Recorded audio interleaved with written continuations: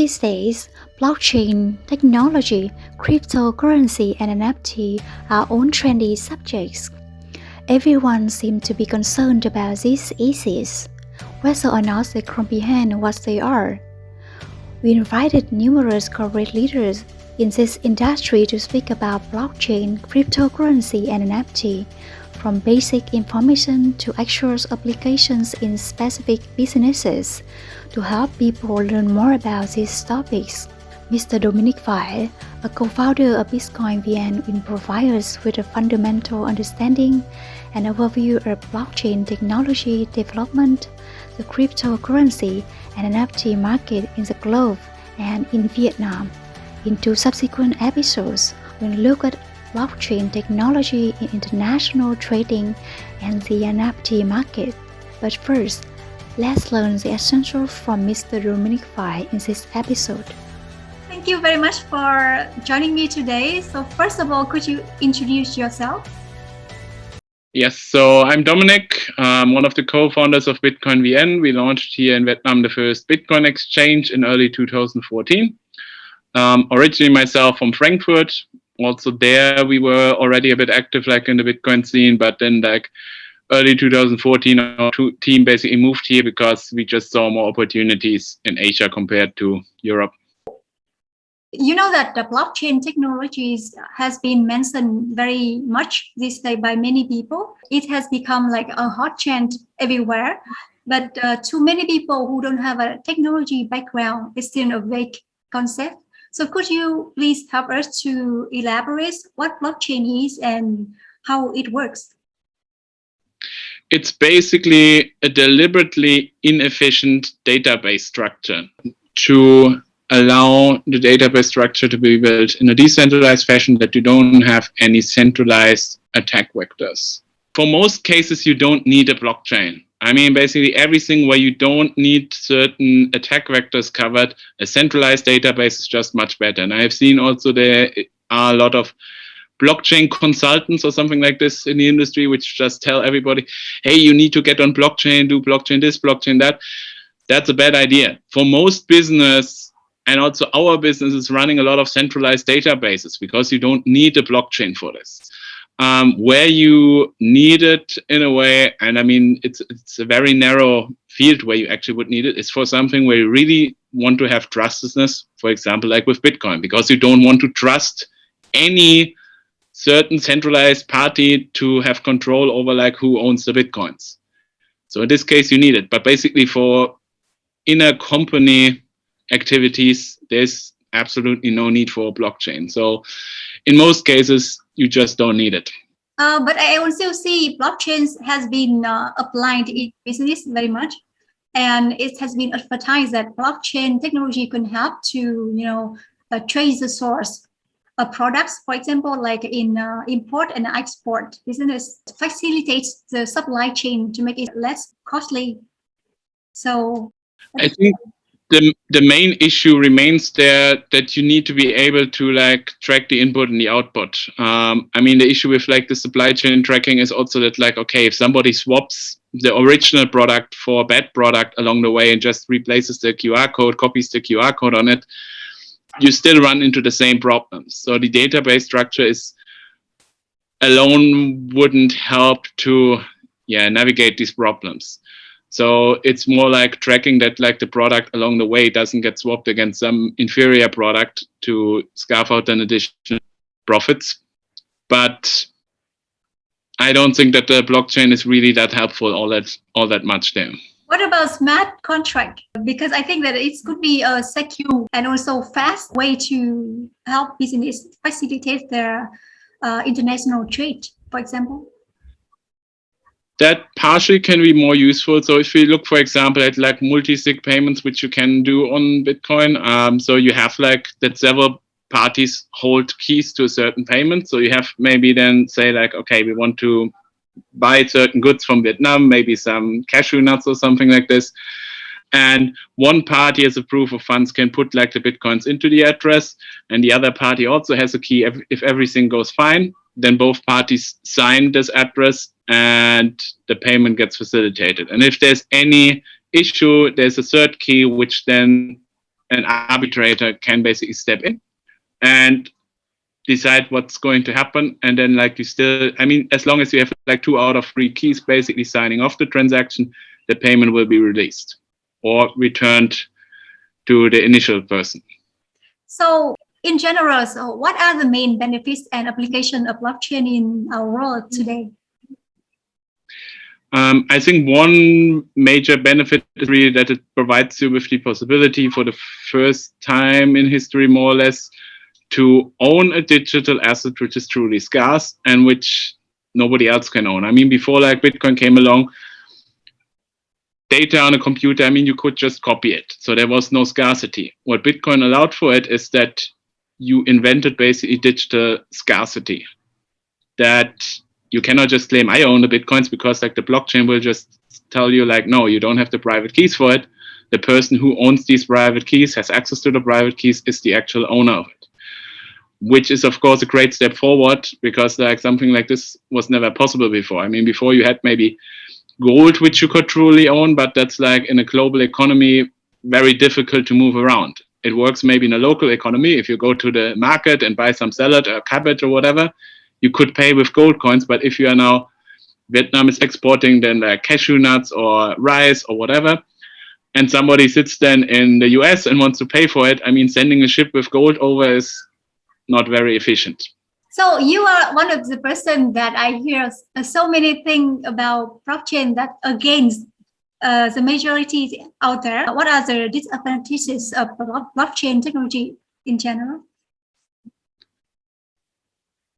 I mean, you need to understand if you really have a use case ready for certain items. I mean, like for international trade, especially also like digital stuff, it's definitely very useful if you can just pay like with Bitcoin, for example.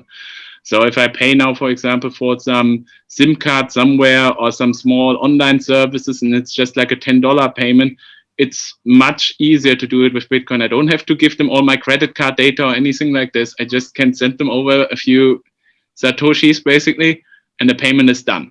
Very simple, very efficient.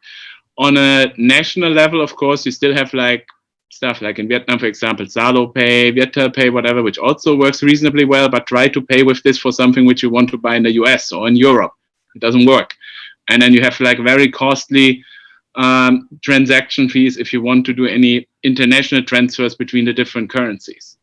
So I think there today already Bitcoin is kind of outcompeting. Then of course you have some countries around the world with very high inflation, where like the banking system doesn't really work, where people also increasingly start adopting it, because I mean they can use it, nobody is stealing it from them. It's not like the bank then just tells them on next week like they can't access their savings anymore. So like more these deteriorating economies where people have of course an interest to protect their savings. So now I see more benefits and application of blockchains when I ask you about disadvantages.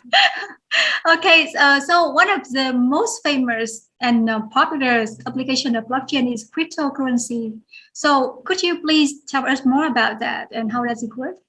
So I mean, the basics of it is that like in 2008, after like long research, I mean, the whole history of Bitcoin goes back like to the 70s if you really look into like all the pieces of technology which have been utilized. But as I mentioned before, the big issue was always you didn't really have digital scarcity, or you always had to trust a third party, which of course is prone to get corrupted at some point. Like we had it with the gold, for example, where then you had to trust basically the bank that they keep the gold for you, which then often didn't work because at some point they started lending out against gold, which you didn't have. With Bitcoin, you can prove the ownership and everybody can take full possession of it. So that's like the savings side.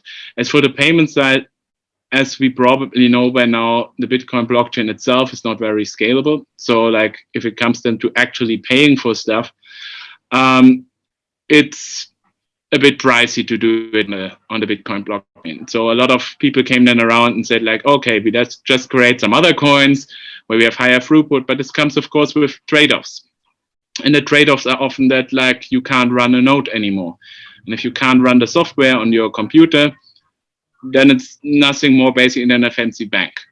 So if you try to set up the node on most of these other cryptocurrencies, you won't be able to do it. You need basically a data center, at which point it's corruptible again, because as soon as you then take over like these data centers, you control the blockchain. With Bitcoin, it's designed this way that everybody can run it on its home computer and has like a copy of like the full history of transactions. And in this way, it's like the most secure, because there is no centralized attack vector against it. As for the payments layer that's coming up now, I'm not sure if this is, I think in Vietnam, it's still relatively not that popular yet. Lightning Network as a payments layer on Bitcoin. We start seeing increasingly adoption. There was recently the news in El Salvador that they also start now, most merchants you can pay now actually via Lightning payments, which is like payments on a second layer of Bitcoin, which don't touch the first layer unless you really settle a transaction, which most of the time you don't have to do. So the difference basically is between like on-chain is where you would keep your savings. So if you have your life savings, you want to have control over your own keys. But if it's just for, okay, some part of your salary, which you use then to spend for rent or paying for coffee or whatever, that's what you would keep then more on the payment layer. But I also see that one of the obstacles that prevents cryptocurrency from being used on the daily basis is that because it's have a high fluctuation. So how do you think we can limit that bad effects? Okay, I mean, one part why the uptake is of course not really there yet is because of sometimes legal uncertainty. In Vietnam, it's kind of outlawed to accept cryptocurrency payments. Other countries like El Salvador have made it now like legal tender. There's other places where it's kind of possible to do so. How this can be resolved? I mean, in most places, it's possible to basically accept payments via Bitcoin, but immediately upon receiving it, you can convert it to the local currency if you wish to do so, because not every merchant wants to have like this fluctuation risk, which you just talked about. I mean, there's also some merchants which are perfectly fine and happy to just keep the Bitcoins. But other merchants, indeed, they just want to have like, okay, we bought this coffee now, the coffee beans for like 80 cents, and we want to sell it for $1, and we want to have a clean balance sheet and don't want to calculate with the Bitcoin price up and down. There it's possible that you work then with payment processors, which basically accept the Bitcoins on behalf of you and just pay you out then the money in the local currency. So, but are there any chances cryptocurrency can be more stable in the future? I think it will never be fully stable. I mean, you have these kind of proto cryptocurrencies like stable coins, which are tied to, for example, the US dollar, which are used also increasingly much for cross-border transactions. But again, it's not something where you would put your life savings in. I mean, they're also suspect to Caesar, so it could be censored your transactions there. But it serves the purpose for like immediate transaction where you don't want to have volatility. So if I want to pay now $1,000 to Europe for whatever reason, it's probably okay to use some stable coins for this right now, rather than doing it in Bitcoin. Then the price crashes 10%, or maybe it goes up 10%, is also fine. But yeah, it's just harder to calculate. So like if it's just for like a short-term transaction, stable coins also perform reasonably well for this. Often better than like the cryptocurrencies itself. But yeah, I mean, it depends, of course, on the situation. I mean, there's also people where people don't want to have the local currency. If you pay people in high inflation countries where they have sometimes like 20% or more inflation per month, they are fine to keep the Bitcoins because it's hard to get their hold on Bitcoins. If they can sell something for Bitcoin, they rather want to have this than the Venezuelan Bolivar or something like that. Yeah, that's true, because sometimes I can see that it's jump up and down, like just after a short amount of time, like 30 seconds or even 1 minute or 30 seconds. It's very dangerous for people who don't want to lose their money. But another concern is that cryptocurrency can be used for money laundering, because you know that cryptocurrency currency, including Bitcoin, can make it easier for criminals to obscure the source of criminal process and move the funds across the borders. So what do you think about this? And do you think we can have some solution to limit the bad effects of this? I think still that cash is much superior in this way because like cash, you really have no traceability. While with Bitcoin, if you put in the effort, you can basically probably can discover most of it if you just put in the effort for it, because all transactions are public and all you need is that at some point there's maybe some IP address locked to a certain address. You might not put in the effort to catch somebody who is like having like $500 or something of untaxed money floating around somewhere. But if there's somebody like moving drugs for like $50 million or something, then the authorities will certainly start looking into it and then see like, okay, there's some IP address attached here and the Bitcoins flow from here to here. And this is then connected to some exchange account where there's KYC on it here. You can pin it down. And I mean, that's also something which we have seen happening in the past years. It's just more like of incentives. So yeah, I mean, if it's small amounts, probably it's not worthwhile the efforts to go after it, but it's probably easier and safer to use cash if you plan to launder large amounts of money. Yeah, I also see the point. Besides Bitcoin and Ethereum, which altcoin do you think will have a similar jump in aspect of market caps and applicabilities in real life in the future? To be honest, I don't think any really. Most of these are just like an arbitrage on the trend. I mean, they go up in fiat value, and you have, of course, always people like speculating on these, like, oh, which coin could go up today or tomorrow. And but if you really look at like the fundamentals, I mean, all of them have much weaker fundamentals in long term than like the fundamentals, of course, win out, because most of these alternative coins are just not as censorship and decentralized as Bitcoin is. Which then, why would I use it long term compared to like the thing which just really is optimized for it? So I can see there's, of course, continues to be demand from people who just like to speculate and trade it back and forth. And I think that's what most people are actually doing with this stuff, is just they go to some exchanges and buy it and sell it and buy and sell it. But when it comes to actually using it, I don't see really much use case for any of these. So in general, what do you think about the future of cryptocurrency in 10 or 5 years? I think it will be much more common and accepted. So for example, if I look now at our daughter, she will grow up in a world where it always has been around. I mean, for my parents, they still have a hard time to grasp this at all, this concept. But the next generation, which is growing up now, I mean, they have been growing up with something new this all the time. And it's for them then, like it's for our generation, for example, using the post office to send messages around. We use instant messengers, the internet and everything. We are not writing physical letters as much anymore. So it still exists. People can still do it, but it's just not the way we communicate anymore. And I see the same way happening there with money. I mean, if you see how cumbersome it still is to use banks these days, you have to go there and sign forms and papers, and you are sitting there sometimes then for half a morning there just to get a transfer done, compared to, yeah, it just works basically and you have control over it. The kids which are growing up now with us, why would I do this compared to just this other thing which just works? So it's a change of habits which will just happen with like the new generations growing up there. Yes, I see. Yeah, I also agree with that, because for me, cryptocurrency is something very convenient and it's making a huge change in our life if it can be used in real life. One of the applications of blockchain attract attention of people these days is NFTs. And could you please help us to understand what is the difference between NFT and cryptocurrency and how does it work? Okay, NFTs generally, I mean, they are not running their own blockchain. So they're basically just tokens on other blockchains on a type of meta layer. So this concept has been around since like 2014.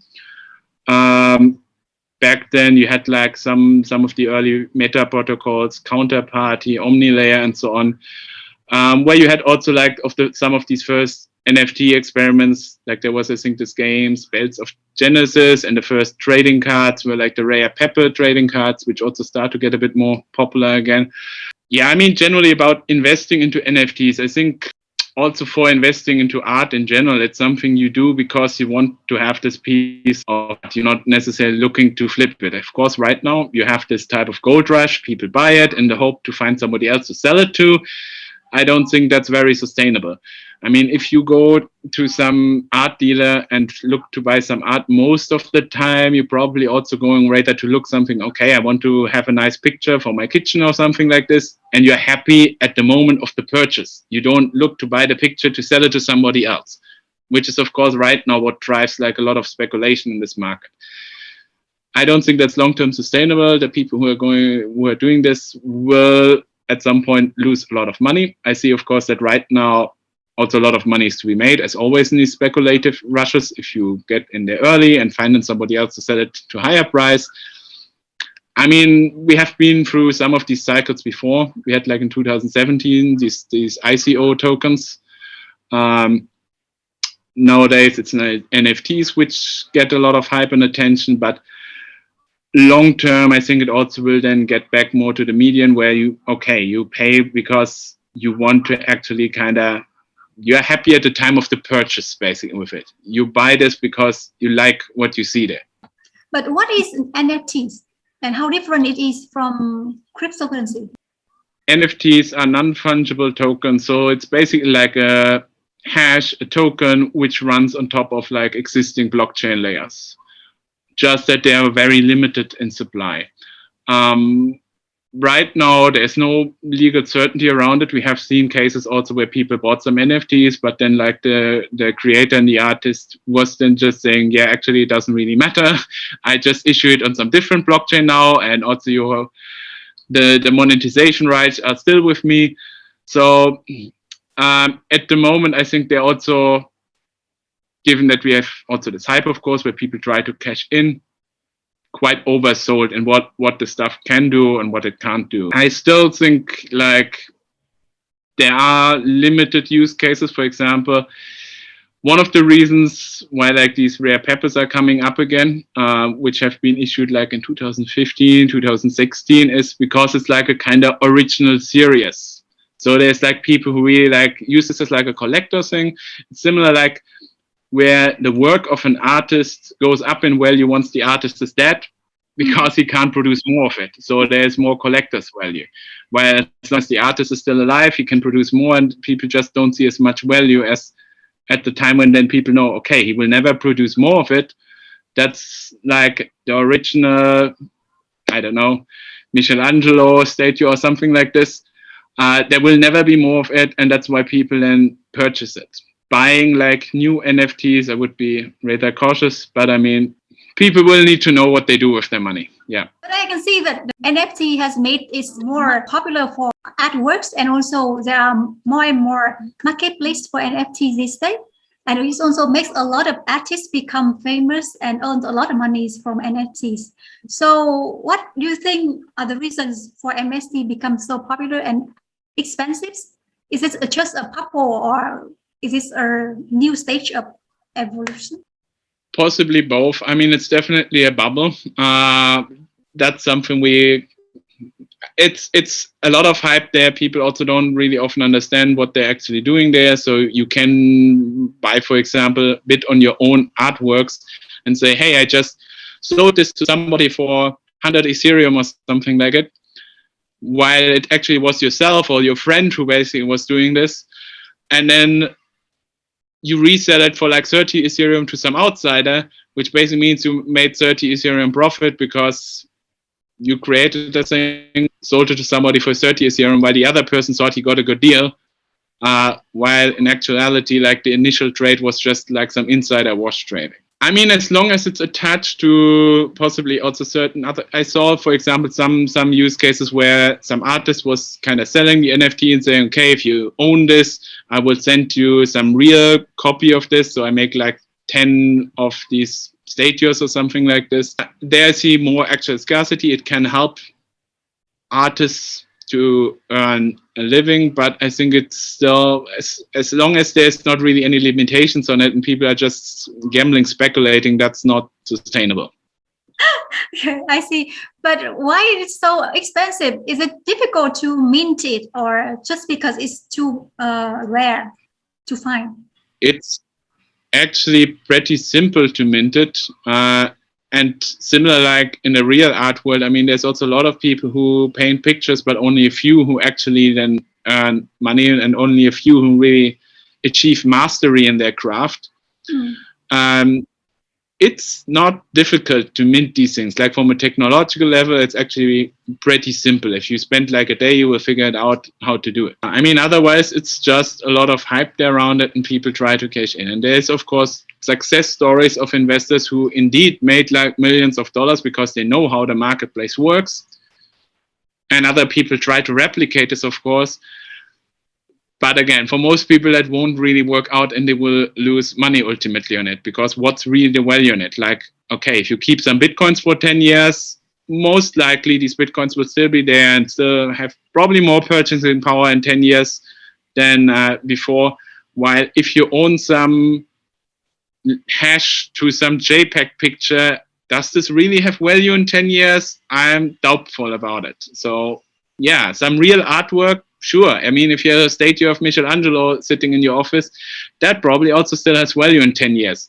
But other things, be careful. It's always like, if it's not something which you feel comfortable to also own in 10 years, you should probably not own it for 10 seconds. That's true. That is a good point. People can sell their artwork with a lot of money. But I think the key factors here is that you need to know how to market it. I can observe the people who get the most money with their artwork, the people who already have some names in the art world, or at least they could be, key opinion leaders, so that they can attract more audience for that. And, at least they make the artwork, become something that people desire about it. So it's all about the marketing strategy. I think so. Yeah. Right. I mean, it's the same like, for example, you get whatever, the first album signed by some famous musician or something like it. And it's something where you know that other people also will value it. While if you buy some random something from somebody nobody knows, there's just no market demand for it. And unless you are yourself really happy with it, because you think like, whatever, you bought a piece of pottery or something from your neighbor, there's probably not much market demand out there who's then going to pay you crazy amounts of money for it. But as long as you are happy with it, it serves your purposes, some personal item, you see value in it, that's fine. But you probably shouldn't expect that somebody else would see much value in it. And yeah, if you got like the first signed album of some famous rapper, musician, whatever, there's probably millions of people around the world who would be possibly interested to own it. So there's more market demand there. So yeah, it makes sense that people who have already an audience are famous somehow, that there's just more market demand, and people will bid on their artwork just based on this, that they know like if they want to sell it at some point, there will be other people who would be willing to buy it. Yeah, I see. I also agree. About your work at Bitcoin Vietnam, can you say more about this platform and how does it work? Basically, we're allowing people to buy, sell Bitcoin, also some other cryptocurrencies, which we not necessarily endorse, but like people want to buy them anyway. For VND, people also can sell it. One of the items which have been lately also focusing quite a bit, I mean, I mentioned it before, Lightning Network is something which is coming up in the Bitcoin world, which, I mean, in 2018, we had at a local Bitcoin meetup here some guest from Belgium who was talking about it the first time. It was very experimental still. I think like the last 2 years, we really could see it starts to get critical mass. And now, of course, like with El Salvador, basically like a whole country adopting it as like a payment network. Yeah, I mean, it's getting serious. In Vietnam, there is not much yet happening, but we have done some investments into the space, and that's also something which we certainly will push to invest and build technology on over the next 1-2 years. But otherwise, I mean, business model has been the same more or less since 2014, being a platform where people can buy, sell Bitcoin and other cryptocurrencies. Yeah, so that's what we've been doing, and yeah, broadening the range a bit. Yeah, but what are the strengths and also differences of the platform compared to other similars in the market? I mean, some stuff is quite similar because, I mean, basically, okay, you can exchange your Bitcoins for VND, or you can exchange your VND for Bitcoin or some of the other cryptocurrencies. Some stuff where we might stand out a bit is like that we are the first platform, I think, even in Asia, which allowed that people can withdraw on the Lightning Network. In Asia, there has been, when we started adopting it, no other platform. There were some other platforms in the West. So you can buy now basically straight with VND Bitcoins on the Lightning Network, which I think is very convenient, because before you had then to figure out how to set up your own channels and all this stuff. Now it's easier, and making things easier, I mean, it's part of our mission. So what are your opinions about the potentials and the future of cryptocurrency and NFT in Vietnam in the future? Or like I think in Vietnam it's different than, for example, El Salvador. El Salvador, you have like one strongman, and when the president there says like, okay, now we adopt this thing, then it's happening. In Vietnam, I know that things move a bit slower politically, because nobody wants to really like be the one person who pushes forward, and everything takes time until it gets adopted. But on the other side, I think that like Vietnam, of course, is very open to new technology and wants to remain competitive or get more competitive in the world. Generally, the people here are very open to new technologies. I mean, you can see it that people, are very eager to adopt new technologies which allow them to do things better, faster. That's very different, for example, in like Germany, where I'm coming from, where people kind of refuse new technology. That's like the standard operating. You don't have any public Wi-Fi in Germany, apart from maybe from like McDonald's and Starbucks, but otherwise, no. Even in the city center of Frankfurt, there are spots where you don't have the connection to your mobile phone, while here in Vietnam, even if in the remote countryside, you still can get a signal to your mobile phone. So generally, I'm quite optimistic that Vietnam and Asia in generally is going to push forward with this until we see regulatory certainty. That might take a fair while longer. But I also think we are at a stage now where they are not looking to actively stifle it, because, I mean, it would just put them at the disadvantage against like other countries who are adopting it right now. So, and I think there, again, like El Salvador is a huge market signal. If these guys are doing it, probably we shouldn't do anything stupid about it, and really look like how this is playing out and what can we do about it. We shouldn't expect Vietnam to be a front runner there with like adopting legal certainty around it. That's just not the case here. It's more like this kind of wait and see and let's experiment around. And then once more clarity basically on the ground level is achieved already, what this technology can do, then something can be put more in place there. I mean, has its ups and downsides. You can experiment more here in Vietnam, but like getting really to scale is difficult, of course, as long as this regulatory certainty is not there. I see.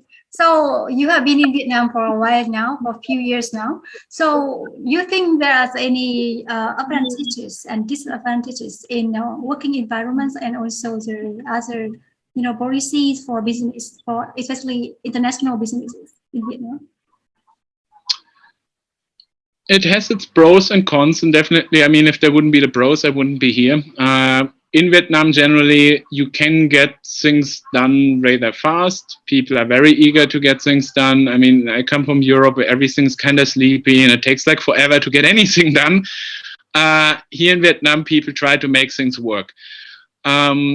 Sometimes, as we have now seen around this whole Corona lockdown measures, I mean, people got hurt there with their investments because some of it was probably not handled that great this year.